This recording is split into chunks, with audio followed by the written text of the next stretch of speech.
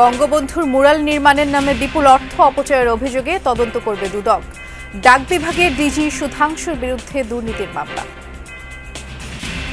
দেশ জুড়ে মুজিব কিল্লা নির্মাণ সংস্কার উন্নয়ন প্রকল্প পরিচালক হাজার হাজার কোটি টাকা তছরূপ বিষয়ে অনুসন্ধানের সিদ্ধান্ত গৃহীত হয়েছে। দিনভর দেখা মিলল না সূর্যের, কনকনে ঠান্ডায় জবুথবু অবস্থা। আরও কয়েকদিন চলবে শীতের দাপট, জানালো আবহাওয়া অফিস।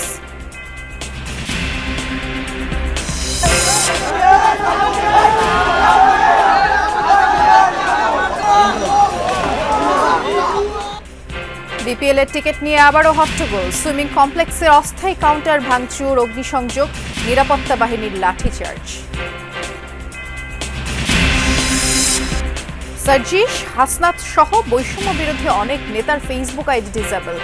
ফ্যাসিবাদী আইটি সেলের বিরুদ্ধে সাইবার হামলার অভিযোগ।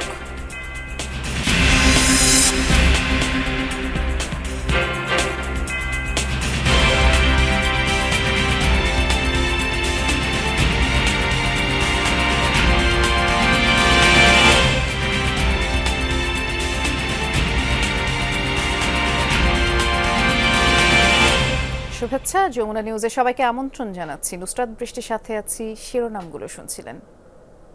সারা দেশে বঙ্গবন্ধুর 10,000-এর বেশি মুরাল নির্মাণে খরচ হয়েছে প্রায় 4,000 কোটি টাকা। সরকারি বিপুল অর্থ অপচয়ের পেছনে কারা জড়িত তা এখন অনুসন্ধানে নেমেছে দুর্নীতি দমন কমিশন দুদক। একই সাথে বঙ্গবন্ধুর কিল্লা নির্মাণ এবং উন্নয়নে অর্থ তছরূপও খতিয়ে দেখবে কমিশন। বৃহস্পতিবার সংবাদ সম্মেলনে এই তথ্য জানিয়েছেন দুদকের মহাপরিচালক আক্তার হোসেন।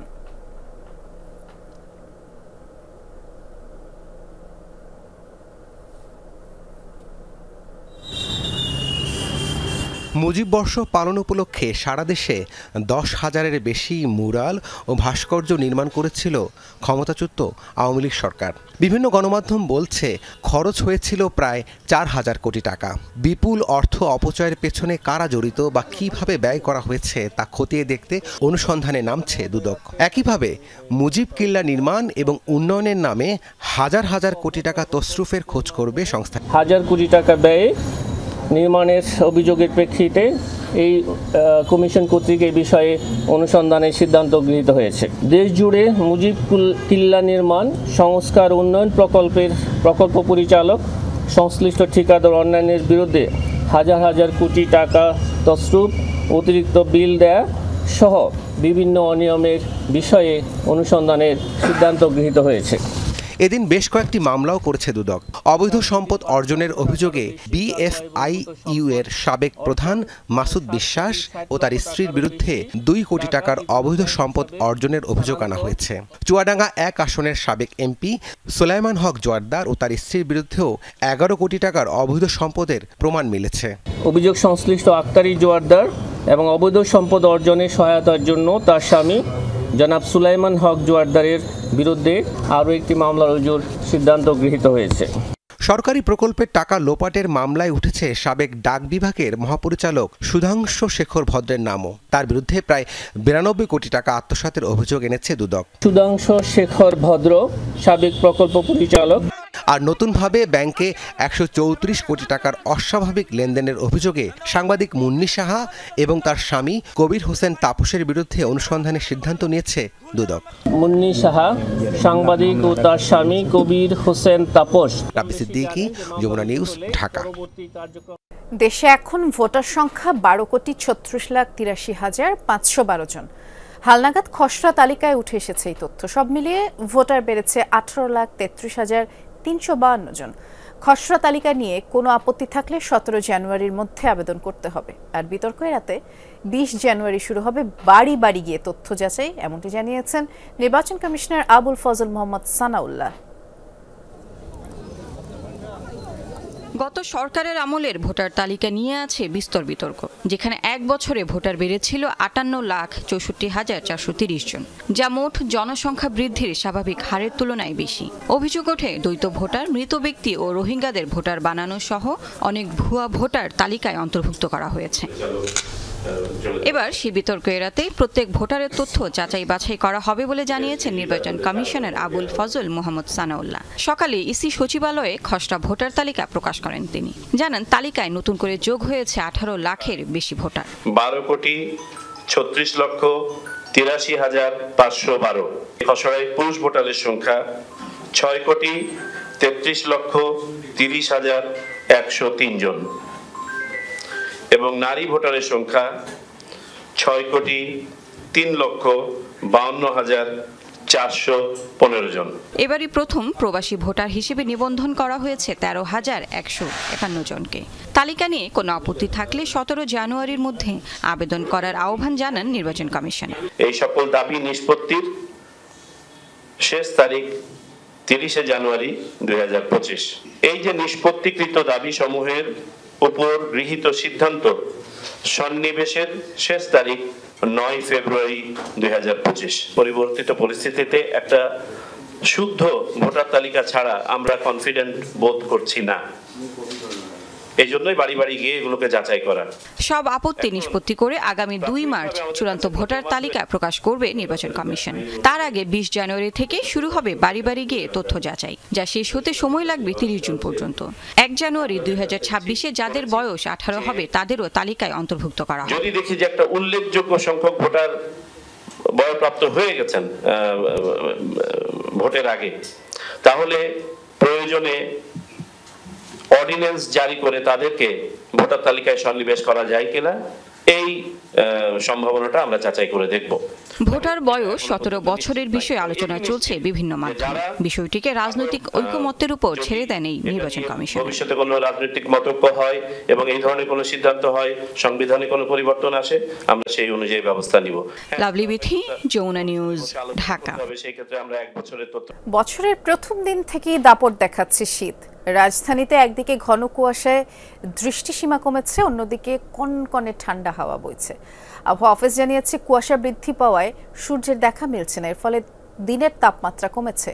চলতি মাসে সারা দেশে কয়েক দফায় শৈত্যপ্রবাহ বইতে পারে, এতে করে ভোগান্তি বাড়বে খেটে খাওয়া মানুষের। ক্যালেন্ডারের পাতা উল্টানোর সাথে সাথেই বদলে গেছে আবহাওয়ার চিত্র। হুট করেই বেড়েছে শীতের প্রকোপ, কনকনে ঠান্ডা বাতাসে কাঁপছে জনজীবন। সূর্যের তো দেখা নেই, উল্টো বেলা গড়ানোর সাথে বাড়ছে ঠান্ডার অনুভূতি।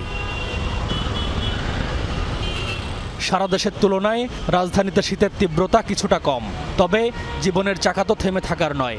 হাড় কাঁপানো শীতের মধ্যে কাজে নেমেছেন নগরবাসী। ঠান্ডায় তো গা হিম হয়ে আসতেছে, কান টান সব ব্যথা করতেছে, এটাই বেশি ধুলাও আছে। বাচ্চাকে নিয়ে স্কুলের একটা ইস্যু আছে, সকাল সকাল বের হইতে হয়েছে। তবে ওভারঅল মোটামুটি একটু প্রবলেমই মনে হইতেছে। ব্যবসা করতে পারতেছি না শীতের জন্য, শরীরের কোনো নাই, এনার্জি নাই। কনকনে ঠান্ডায় সবচেয়ে বেশি ভোগান্তিতে খেটে খাওয়া মানুষ। তারা বলছেন, 3 বেলা খাবার জোগানোই যেখানে চ্যালেঞ্জ, সেখানে গরম কাপড় বিলাসিতা। শীত বেশি, কুয়াশা বেশি, আমরা তো শীতের জন্য গাড়ি চালাইতে পারতেছি না। বাতাসের কারণে মানুষ, গরিব লোক, রাস্তাঘাটে ছিল গরিব মানুষ থাকে, এরা খুব কষ্ট আছে। কম্বল টম্বল দেয় না, সাহায্য করে না, খুব আমরা কষ্টতে আছি। কাজ কামও নাই, শীতের দিনে মানুষ গাড়িতেও বেশি ওঠে না, খুব কষ্টে আছে। খুবই কষ্টের মধ্যে আছি। সরকার আমাদের তো কোনো নিচ্ছে না, ব্যবস্থা নিচ্ছে না। আবহাওয়া অফিস জানায়, এই ঠান্ডা চলমান থাকবে আরও কয়েকদিন। জানুয়ারির মাঝামাঝি থেকে আরও বাড়বে শীতের প্রকোপ। নর্মাল থেকে যখন তাপমাত্রা হঠাৎ করে 4-5 ডিগ্রি কমে যায়, সেক্ষেত্রে তীব্র শীত অনুভূত হয়। শুধু এটা ঢাকায় না, পুরো দেশে একই অবস্থা, যেহেতু ঘন কুয়াশা রয়েছে। 6-7 থেকে পরে প্রথমে মৃদু থেকে মাঝারি কোল্ড ওয়েভ আসবে, তারপরে স্পেলে আবার একটু তাপমাত্রা বাড়বে। সেকেন্ড উইক বা থার্ড উইকে যায় অনেক জায়গায় তাপমাত্রা মৃদু থেকে মাঝারি, এমনকি কিছু কিছু জায়গায় তীব্র কোল্ড ওয়েভ আসার সম্ভাবনা রয়েছে। আজ রাজধানীতে 13.6 ডিগ্রি সেলসিয়াস তাপমাত্রা। সারা দেশের মধ্যে চুয়াডাঙ্গায় সর্বনিম্ন তাপমাত্রা রেকর্ড করা হয়েছে 9.8 degree Celsius. M A Aziz, Jamuna news, Dhaka. অর্থবছরের মাঝামাঝি সময়ে 43 পণ্যের কর বৃদ্ধির সিদ্ধান্তে বাজারে প্রভাব ফেলবে না বলে দাবি করেছেন অর্থ উপদেষ্টা। তিনি বলেছেন, যেসব পণ্যের কর বাড়ছে তা গুরুত্বপূর্ণ না, বরং প্রয়োজনীয় নিত্য পণ্যের শুল্ক ছাড় দিয়ে জিরো করা হয়েছে। সচিবালয় ক্রয় সংক্রান্ত উপদেষ্টা কমিটির বৈঠক শেষে অর্থ উপদেষ্টা ডক্টর সালেউদ্দিন আহমেদ এই দাবি করেছেন। তিনি বলেছেন, এ নিয়ে বিতর্কের কিছু নেই। বিমানে ভ্রমণের ক্ষেত্রে আগে 500 টাকা দিলে এখন 700 টাকা দিতে হবে, এতে বিমান যাত্রীদের সমস্যা হবে না। একইভাবে হোটেলের ক্ষেত্রে যে পরিমাণে কর বাড়ানোর সিদ্ধান্ত হয়েছে এতেও কোনো প্রভাব পড়বে না।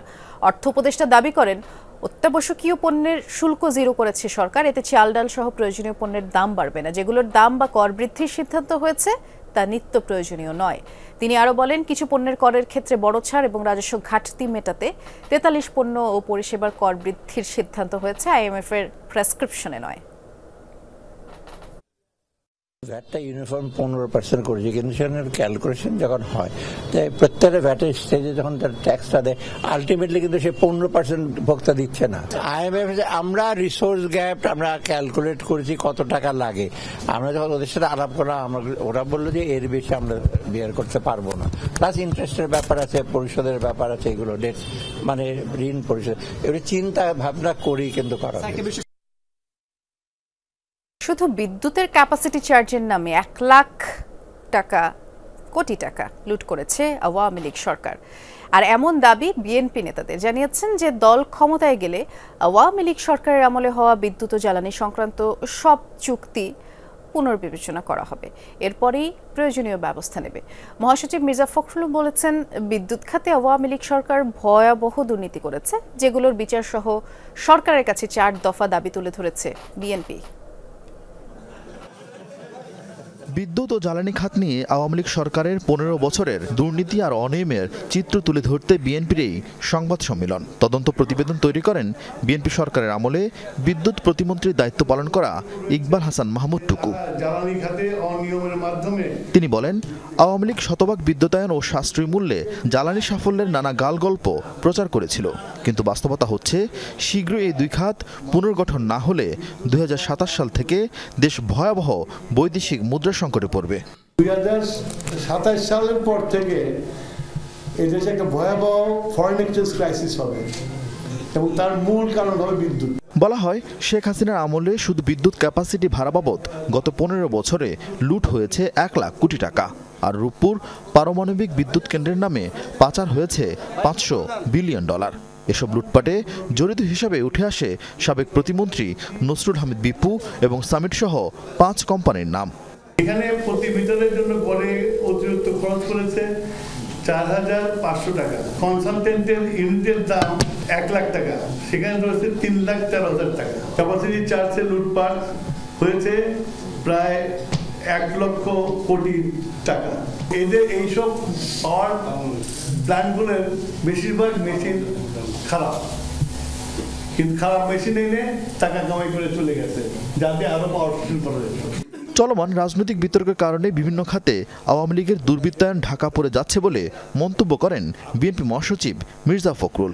রাজনৈতিক তর্ক বিতর্কে আপনার আওয়ামী লীগের যে দুর্বৃত্তায়ন, তাদের যে চুরি, তাদের যে আপনার লুটপাট, এটা কিন্তু আপনার নিচে পড়ে যাচ্ছে। এরা এক ধরনের সুবিধা পেয়ে যাচ্ছে। এই খাতে সবচেয়ে বেশি দুর্নীতি হয়েছে বলে আমাদের কাছে মনে হয়েছে। আমরা পুরো বিষয়টাই আমরা রিভিউ করব, যেটা প্রয়োজনীয় সে ব্যাপারে ব্যবস্থা নেব। মুখ থুবড়ে পড়ার সংখ্যায় থাকা বিদ্যুৎ খাত বাঁচাতে বিগত সরকারের দুর্নীতি তদন্ত ও বিশেষ ক্ষমতা আইন সংস্কার সহ 4 দফা দাবি জানায় বিএনপি। নতুন তালিকা উন্মুক্ত দরপত্র প্রক্রিয়া, দেশীয় গ্যাস অনুসন্ধান বাড়ানো, বিশেষ ক্ষমতা আইনের সংস্কার। আরিফিন শাকিল, যমুনা নিউজ, ঢাকা। স্টেডিয়ামের গ্যালারি ফাঁকা, অথচ টিকিট কাউন্টারে গ্যালারির টিকিট নেই। তবে কালোবাজারিদের হাতে ঠিকই 2 থেকে 3 গুণ দামে টিকিট মিলছে। এমন পরিস্থিতিতে মিরপুরে ক্ষুব্ধ হয়ে ওঠে টিকিট কিনতে আসা দর্শকরা। সুইমিং পুল কমপ্লেক্সের টিকিট কাউন্টারে আগুন দেওয়া হয়, করা হয় ভাঙচুর। পরিস্থিতি সামাল দিতে লাঠি চার্জ করে আইনশৃঙ্খলা বাহিনীর সদস্যরা।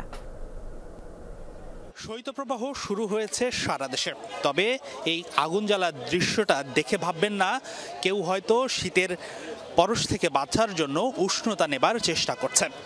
এই আগুনটা আসলে জ্বলছে মিরপুরের সুইমিং কমপ্লেক্সের পাশে বিপিএল এর যে টিকিট কাউন্টার বা যে বুথ করেছিল বিসিবি, সেখানেই। চিত্রটা হয়তো কিছুটা বুঝতে পারছেন। এখানে বিক্ষুব্ধ জনতারা এসে ভাঙচুর করেছে, অগ্নিসংযোগ করেছে। বিষয়টা হচ্ছে কি হয়েছিল, কেন এমন হলো সেটাই জানাবো আপনাদের। স্বভাবতই আজকে ঢাকার খেলা হলে একটু টিকিটের চাহিদা বেশি থাকে এবং বরিশাল রংপুর বিগ ম্যাচ আছে, সে কারণেই কিন্তু আগ্রহ বেশি আজকে দর্শকদের। টিকিট প্রত্যাশী দর্শকরা সকাল থেকে যখন কাউন্টারে এসেছে, কাউন্টারে আসার পর সাধারণ গ্যালারির যেই টিকিটগুলো ছিল 200 টাকা, 300 টাকা, 350 টাকা দামের, সেই টিকিটগুলো কাউন্টারে অ্যাভেলেবেল ছিল না। 2000 টাকার টিকিটগুলো কাউন্টারে অ্যাভেলেবেল ছিল বা একটু এক্সপেন্সিভ যে টিকিটগুলো। কিন্তু সাধারণ মানুষের ক্ষোভটা তখনই ওঠে যখন এই গ্যালারির টিকিটগুলো ব্ল্যাকারদের কাছ থেকে পাওয়া যাচ্ছিল এবং 200 টাকার দামের টিকিটগুলো 600 থেকে 800 এমন রেঞ্জে বিক্রি হচ্ছিল। এক সময় লম্বা সময় লাইনে দাঁড়িয়ে যখন কাঙ্ক্ষিত টিকিট পাচ্ছিল না দর্শকরা, তখনই তারা আসলে ধৈর্যহারা হয়ে পড়েন। এক পর্যায়ে তারা এখানে টিকিট কাউন্টারের পিছনে যে ত্রিপল ছিল সেখানে অগ্নিসংযোগ করেন এবং ত্রিপলটা পুড়ে যায় এবং দর্শকরা ক্ষোভ প্রকাশ করেন এবং টিকিট কাউন্টার বন্ধ করে দেওয়া হয়। স্বভাবত সেই সময় দর্শকরা এই টিকিট কাউন্টার ছেড়ে বিসিবির পার্শ্ববর্তী স্টেডিয়ামের যে গেটটি আছে, অর্থাৎ 5 নম্বর এন্ট্রি গেট, সেখানে গিয়েও ক্ষোভ প্রকাশ করার চেষ্টা করেন। তখন কিন্তু নিরাপত্তা সংশ্লিষ্ট যারা আছেন তারা লাঠিচার্জ করেছেন। আমরা প্রত্যক্ষদর্শীদের সঙ্গেও যারা ছিলেন ঘটনার সাক্ষী, তারা কি বলেছেন তাদের মুখে শুনি ঘটনাটা আসলে কি হয়েছিল। পরিবর্তন কোথায়? সারা দেশে জায়গায় জায়গায় পরিবর্তন দেখলে বিসিবিতে তো কোনো পরিবর্তন নাই। আচ্ছা, সিন্ডিকেটটা ভাঙবে কি? তখন এরা টিকিট দিল না, তখন আমরা এখানে যারা ছিলাম সবাই আমরা একটা ক্ষোভের একর যায়, শুধু কাপড়ে আগুন ধরা হয়েছিল। একটু 12টা বেজে গেছে, টিকিট দেয় নাই তারা, তারপর মানুষ ক্ষেপ্ত হয়ে তারপরে এটা আগুন ধরে দেয়। আমরা 5 নাম্বার গেটে যাই, প্রতিবাদ জানাই, পরে তারা আমাকে মারছে। আসলেই কি বিসিবিতে কোনো পরিবর্তন এসেছে এমন প্রশ্ন করছেন সাধারণ দর্শকরা। হাসিনুর রহমান, যমুনা স্পোর্টস, মিরপুর, ঢাকা। শুধু নিজের নয়, জনস্বার্থে সবাইকে কাজ করার আহ্বান জানিয়েছেন প্রধান উপদেষ্টা ডক্টর মোহাম্মদ ইউনূস। সকালে মানিক মিয়া এভিনিউয়ে জাতীয় সমাজসেবা দিবস উপলক্ষে ওয়াকিং ম্যারাথন উদ্বোধনে কথা তিনি বলেছেন। প্রধান উপদেষ্টা বলেছেন, প্রত্যেক মানুষের মধ্যেই পরের স্বার্থে কাজ করার প্রবণতা আছে, সেই ইচ্ছাকে জাগিয়ে তুলতে হবে। নিজের জন্য কিছু করার তুলনায় পরের কল্যাণে কাজ করায় আনন্দ বেশি, তাই দৈনন্দিন জীবনে জনস্বার্থে কাজ করার অভ্যাস গড়ে তোলার আহ্বান জানান তিনি। প্রধান উপদেষ্টা বলেছেন, সরকারের শক্তির থেকেও মানুষের শক্তি বেশি, তাই দেশ এগিয়ে নিতে সরকারের উপর শতভাগ নির্ভরশীল না হয়ে ব্যক্তি পর্যায়ে সবাইকে এগিয়ে আসার আহ্বানও জানান ডক্টর ইউনূস।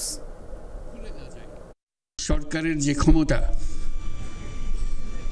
তার তুলনায় মানুষের যে ক্ষমতা, সেটা যদি তুলনা করি তাহলে সরকারের ক্ষমতা একেবারে নস্যি, মানুষের ক্ষমতা প্রচণ্ড শক্তি। আমরা সবাই যদি অল্প অল্প করে সেই নিঃস্বার্থে সঙ্গে সঙ্গে পরস্বার্থের কাজটাও করতে পারতাম, এটা যদি আমাদের মাথায় ঢুকতো, আমাদের মাথায় আমরা নিয়ে আসতাম, তাহলে আমাদের কোনো সমস্যা আর এদিকে তাকাতে হতো না, কারো মুখাপেক্ষি হতো কারো দিকে তাকিয়ে থাকতে হতো না, আমরা নিজেরাই সেটা সমাধান করতে পারি।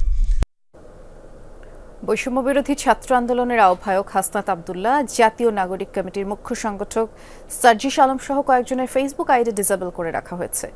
বুধবার রাতে বৈষম্য বিরোধী ছাত্র আন্দোলনের অফিসিয়াল ফেসবুক গ্রুপে এই তথ্য জানানো হয়। এদিকে স্থানীয় সরকার উপদেষ্টা আসিফ মাহমুদের ফেসবুক আইডিও বুধবার রাত 10:30টার থেকে আর পাওয়া যায়নি। অনলাইন অ্যাক্টিভিস্ট সৈয়দ আব্দুল্লাহ এজন্য আওয়ামী আইটি সেলের সাইবার হামলাকারীদেরই দায়ী করেছেন। নতুন বছরের শুরুতেই নতুন চ্যালেঞ্জের মুখোমুখি বৈষম্য বিরোধী ছাত্র আন্দোলনের সমন্বয়করা। কিন্তু কি এই চ্যালেঞ্জ? গতকাল অনলাইন অ্যাক্টিভিস্ট সায়েদ আব্দুল্লাহর ফেসবুক আইডি ডিসেবল করে দেওয়া হয় মেটার পক্ষ থেকে।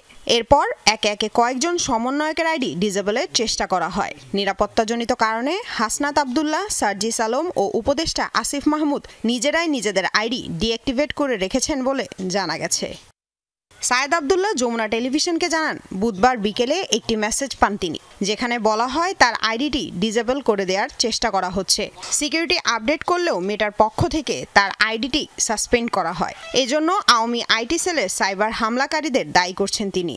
আমার আইডির উপরে আওয়ামী সাইবার স্পেসের যারা আছে তারা ক্রমাগত অ্যাটাক করে আইডিটাকে ডিসেবল করে দিয়েছে। তাদের সাইবার অ্যাটাকের কারণে এটা সাসপেন্ড করে দিয়েছে। জানি না যে কখন ব্যাক পাওয়া যাবে, তবে সেই মেটার কাছে অ্যাপ্লাই করা হয়েছে।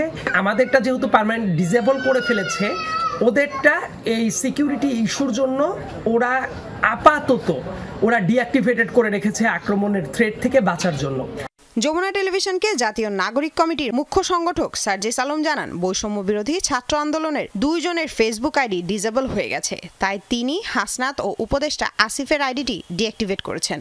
আমার আইডি আমি ডিঅ্যাক্টিভ করে রাখছি, কারণ যেহেতু আমাদের তালাত মাহমুদ খান রাফি, চিটংয়ের যে সমন্বয়ক, আমাদের সায়েদ আব্দুল্লাহ অন্যতম অ্যাক্টিভিস্ট, আমাদের ব্যাটসম্যান, ওদের আইডি 2 জনের ডিসেবল হয়ে গেছে। তো এই জায়গা থেকে আমরা আমাদের আইডিগুলো ডিঅ্যাক্টিভ করছি। আসিফের আইডি ডিঅ্যাক্টিভ করছে। আইটি বিশেষজ্ঞ তানভীর হাসান জোহা বলেন, রাজনৈতিক প্রেক্ষাপটে বাইরের হ্যাকার দ্বারা প্রধান উপদেষ্টা ও সমন্বয়কদের ফেসবুক আইডি হ্যাক হওয়ার আশঙ্কা রয়েছে। তবে আইডি ডিঅ্যাক্টিভেট রাখা সমাধান নয়, মেটার কাছে আপিল করে বা সরকারিভাবে মেইল দেওয়ার পরামর্শ দেন জোহা। ফেসবুকে যে কোনো third party news paper, third party তোলা কোনো ছবি অথবা থার্ড পার্টি কোনো প্রকার কোনো অডিও ভিডিও ক্লিপ, যে ক্লিপটা আসলে আপনার মুঠোফোন দিয়ে সংগৃহীত না, সেই মুঠোফোন না সংগৃহীত ফুটেজগুলো যদি আপনার ব্যক্তিগত অ্যাকাউন্ট বা পেজে যদি আপলোড করে, তাহলে অবশ্যই এটা ডিসেবল হয়ে যেতে পারে মাস রিপোর্টের জন্য। এই ধরনের সাইবার দুর্বৃত্তায়ন মূলত ঘটে থাকে কমিউনিটি স্ট্যান্ডার্ডের দুর্বলতার কারণে। তো সুতরাং এক্ষেত্রে আমরা যদি আপিল করি যথাযথভাবে এবং প্রকৃত এনআইডি বা পাসপোর্ট সাবমিট করি, তাহলে এই সমস্যার সমাধান হবে। Crack platoon Bangladesh cyber force নামে একটি পেজ থেকে বৈষম্য বিরোধী ছাত্র আন্দোলনে যুক্ত থাকা অনেকের আইডি এবং পেজ ডিসেবল করে দেওয়া হয়েছে বলেও দাবি করা হয়। লামিয়া তিথি, যমুনা।